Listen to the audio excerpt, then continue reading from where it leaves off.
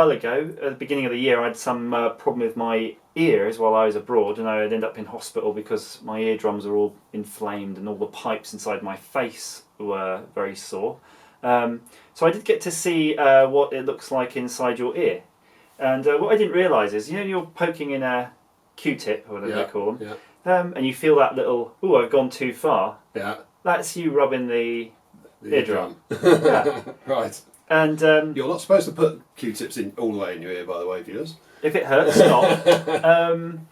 But what was weird is when I got back to the back office, and we have a microscope here, one of these digital ones, I did put it on my ear canal with its LED lighting, and I'd look at my angry raw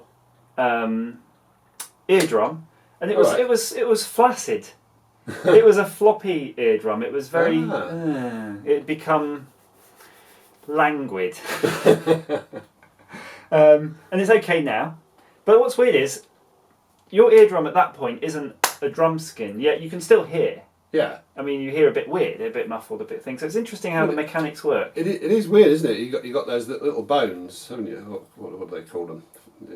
The stirrup and the anvil, isn't it? And then your cochlears. The cochlea. Well, yeah. What's going on there? Is that some sort of weird sort of impedance matching sort of mechanics? I think it's a lever, because I think you have the bass drum in a drum set, and the guy's doing that with his foot. He's doing that with his foot, and it's going. I think it's doing that, and I think your tympanic membrane. I think it's called tympany. Yeah. I believe that's what it's called. Is probably attached to that. Yeah. It is, but why do that? Why would you create a microphone with a mechanical linkage? Why? Yeah, it's bizarre, isn't it?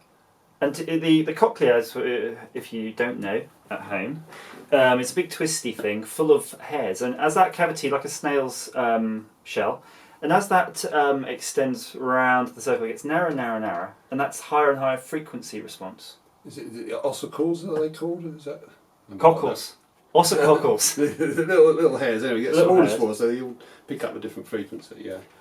It's amazing how it works. Crazy, and what I suspect is there's probably this big mechanical part, because in biology you can't get the gain control up high enough. Yeah. And I noticed when my ears were shot, I had issues with my gain control. Your brain is definitely trying to compensate for this, and I suspect as you get older, it's going higher and higher and higher until it doesn't work. Yeah.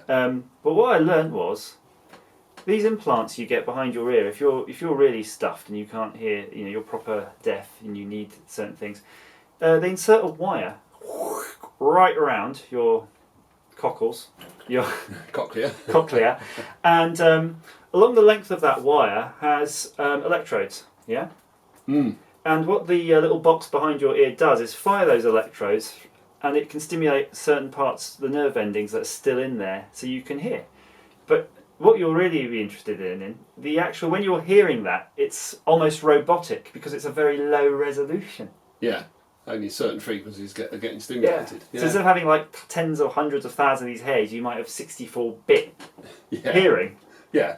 Instead of 1024 high def or 4K. Which would be a bit like one of those vocoders. Do you remember the vocoder? So you're actually changing the spectrum by the volume of something else. So you could speak through your guitar. So each band of your voice would change a band of the guitar. So you sort of vocalise your guitar, but only on very coarse frequencies. So you get that weird robotic sound out of your voice. That's exactly what people who have it have described it as, being robotic. But now, I don't know if you know this. Do you know what the evolution of that technology is?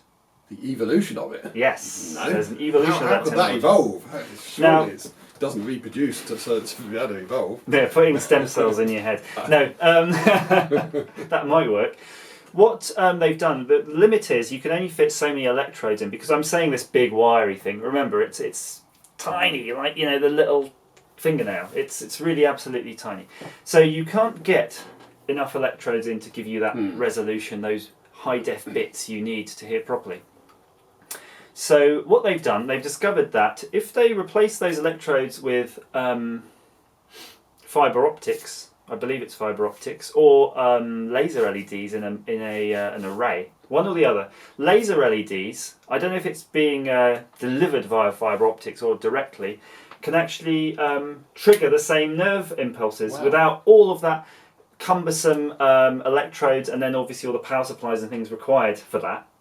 Yeah, and latency in the system, so the lasers are much quicker, and you can glass is essentially passive, so won't corrode, won't do anything to the body chemistry. Yeah, and you can because if you know at home you're looking at this on your TFT screen, it's effectively the same sort of technology. So they can print, massive. I don't know what's the DPI, Richard, of a TFT these days on a 4K phone. I mean, it's yeah. If you've got one of these sorts of modern phones, they're effectively hundreds, isn't it? It's absolutely massive. Yeah.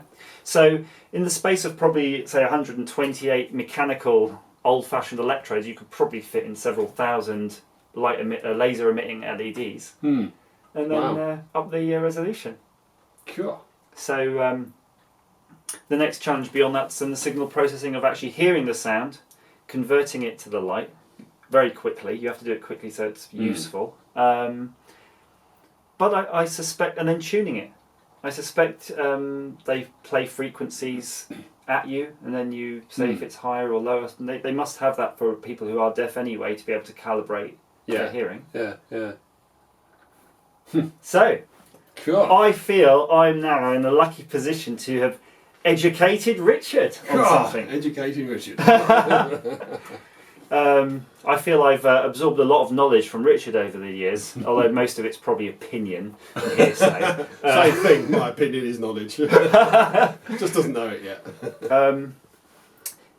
And as Richard is a few years older than me, although he doesn't look it, of course these technologies will be probably more of benefit to him sooner than... Well, thank you very much.